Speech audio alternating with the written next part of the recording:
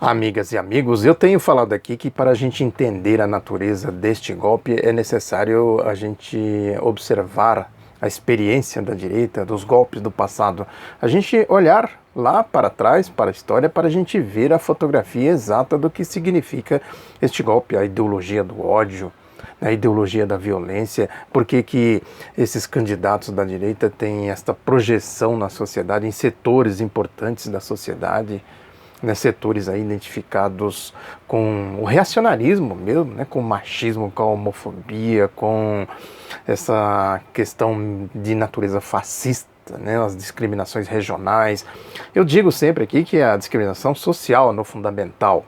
Né, tem uma camada da sociedade, né, que a discriminação dos que estão para cima, né, atinge, né, de maneira violenta, né?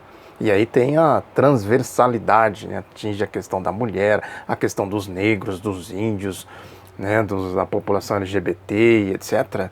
Né? Aí tudo isso está sob o guarda-chuva da discriminação social.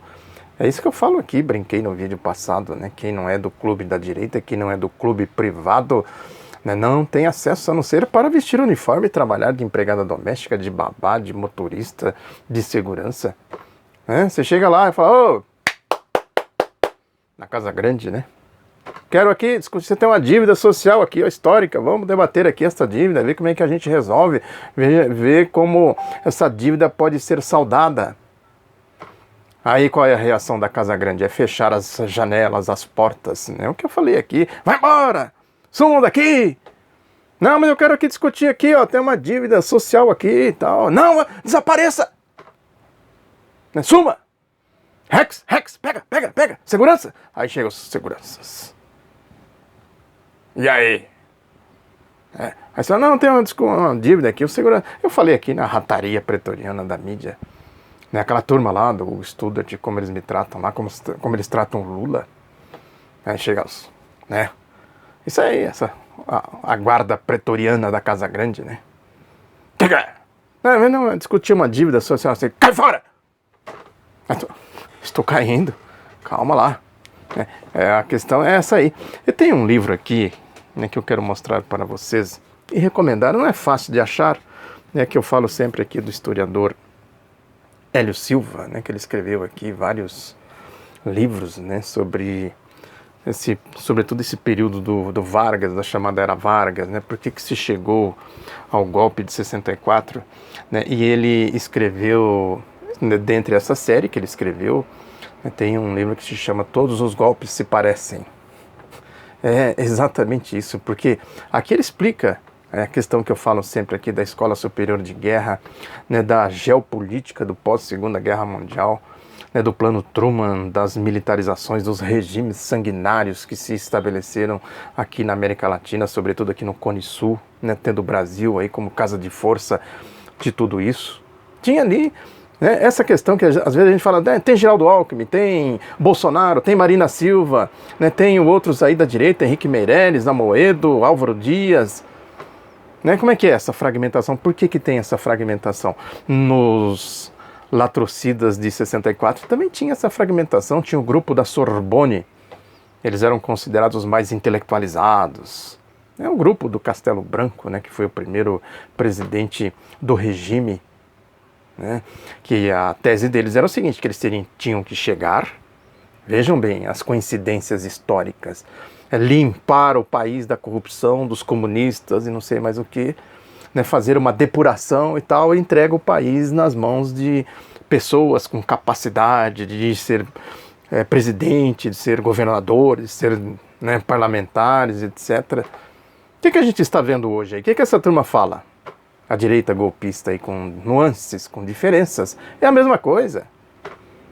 Exatamente a mesma coisa. Tem que limpar o país, tem os corruptos aí, né, trouxemos uma gente aqui, né, que veio do céu, né, caíram do céu. Né, de onde apareceu esses margaridos? Apareceu os margaridos, olê, olê, olá. Né, Sérgio Moro, Deltan Dallagnol, Carlos Fernando Santos Lima, saíram de onde? Onde estavam? Em qual universo, qual planeta, né? Chegaram assim do nada, né? Chegaram de repente. Não, tem aqui um pessoalzinho aqui que vai fazer a limpeza. O pessoal da Sorbonne. Os generais lá da Escola Superior de Guerra. Quem criou a Escola Superior de Guerra? O general Eurico Gaspar Dutra. Há um livro aqui do Hélio Silva, né? Por que depuseram Vargas? Por quê? Está escrito aqui. Por que depuseram a Dilma? E agora depuseram o candidato Lula? Né? É isso aí.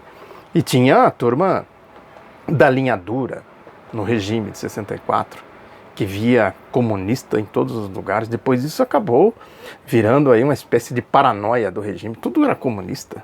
Agora, tudo é petista.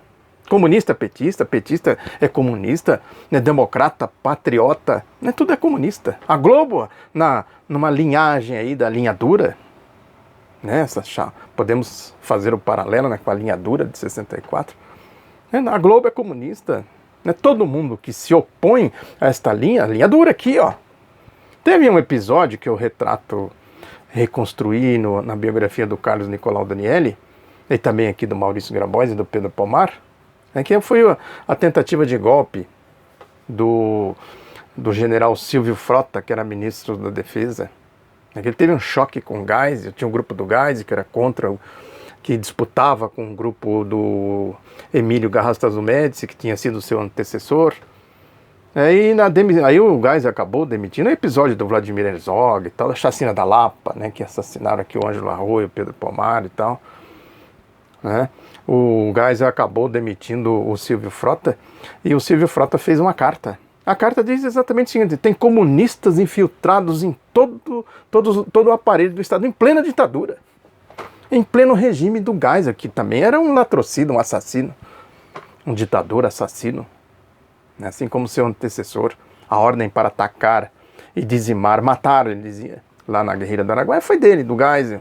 Aqui, ó, da Lapa, ele autorizou a chacina da Lapa, que assassinou o Pedro Pomar e o Ângelo Arroio, e também o João Batista Drummond, né, o Pomar e o Arroio na Casa da Lapa, e o Drummond sob tortura no DOI-CODE. Tudo isso a gente precisa entender, porque o que move essas pessoas? A gente pega aquela turma lá dos nazistas, por exemplo. O que leva a se formar, né, um grupo de pessoas tão ensandecidas? Né? O que leva essas pessoas a cometerem as maiores atrocidades, as maiores barbaridades possíveis, né, contra a humanidade? Né? O que justifica isso? De repente apareceu um grupo de maus, vamos seguir aqui o Hitler, vamos seguir aqui o Bolsonaro, né? É preciso que a gente entenda, os latrocidas de 64, o que está movendo essas pessoas? Senão a ideologia. O que leva Hugo Studart a escrever um livro infame como esse, Borboletas e Lobisomens, e mover um secto, né, para tentar sustentar isso? Aquilo que o Lula sempre falava, né? O Lula é a sabedoria do povo, né? O mentiroso conta uma mentira, depois ele tem que contar mais 7 para justificar a primeira, depois mais 7 para justificar as outras 7, e entra, né? E não tem fim. É uma rosca sem fim. O Hugo Studart e o seu secto é isso aí. Entrar várias mentiras para justificar a primeira mentira. Como eles não podem sustentar, né, pela essência o livro, eles apelam para a mentira. O golpe de 64 foi isso. Agora o golpe de 16 também. A gente está vendo isso aí desfilando na nossa frente. Né?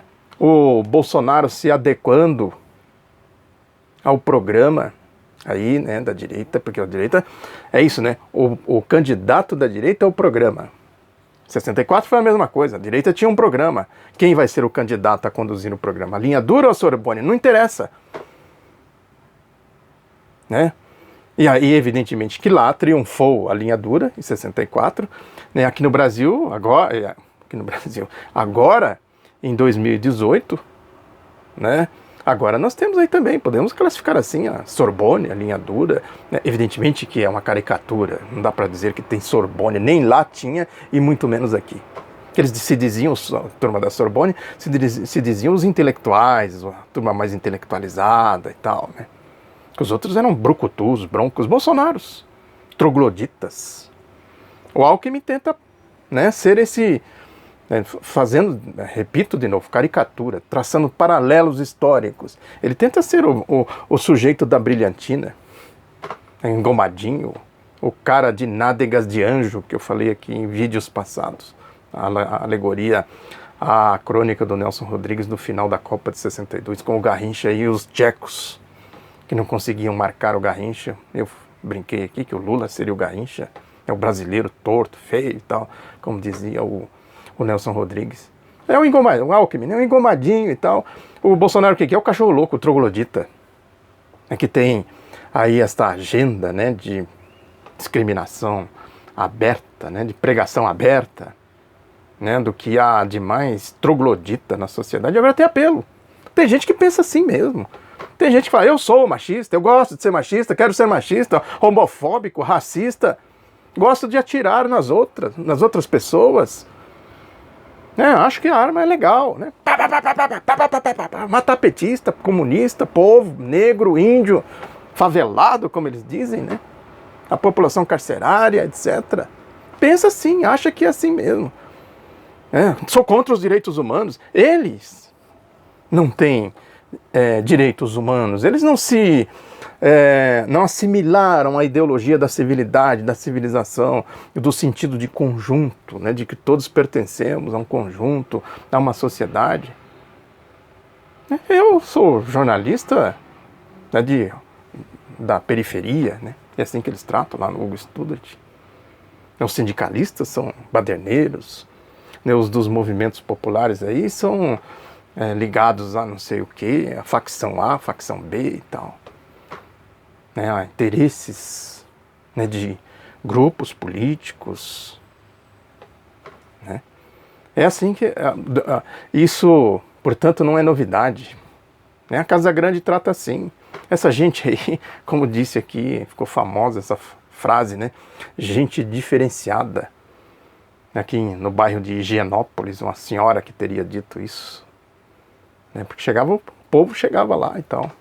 O povo vai frequentar aeroportos, o povo vai frequentar churrascarias, né, shoppings, né? Pô, olhem no aeroporto, olhem numa churrascaria, olhem num shopping mais sofisticado, eu digo, né, e vê se tem povo lá, se tem negros, se tem índio, né, se tem Lula, se tem Oswaldo Bertolino. É a Casa Grande, é exatamente isso. Aí quando você fala assim, aqui tem uma dívida aqui que vocês estão devendo aqui, dívida social, vamos pagar isso aqui. Qual é a reação? Prende esse homem, chama o Sérgio Moro, faz a operação limpeza. E nós estamos vendo exatamente isso agora, com a substituição do candidato Lula, né, de maneira totalitária, pela linha dura, podemos dizer assim, do regime, né, golpista. Essa bestialidade que eu falo, essa violência, isso é violência, crime contra a humanidade, prender o Lula, faz favor, né? Pode se prender aí várias pessoas, mas o Lula é prender o povo, é prender o pernambucano, é prender o baiano, né? É prender, sei lá, enfim, gente do povo, da periferia, né? Quem luta, quem tem ideias, quem tem compreensão melhor de como funciona a sociedade. O que foi lá em 64? Que comunista que havia em 64 capaz de ameaçar o status quo? Como é que era a história mesmo? Quem analisa a história sabe disso. Eu tinha ali o quê? João Goulart, que vinha de Getúlio, né? O pós-Segunda Guerra Mundial e tal. Né? Evidentemente, é evidente, eu falei aqui isso várias vezes, né, que os comunistas do Partido Comunista do Brasil tinham uma linha de atuação, né, democracia, soberania, tal, defesa dos direitos do povo e tal. O Getúlio, naturalmente, foi se aproximando disso. Os comunistas foram ali na sua marcha, desde 22. E o Getúlio foi se aproximando. O que aconteceu? Aqui, por que depuseram Getúlio? Se aproximando do quê?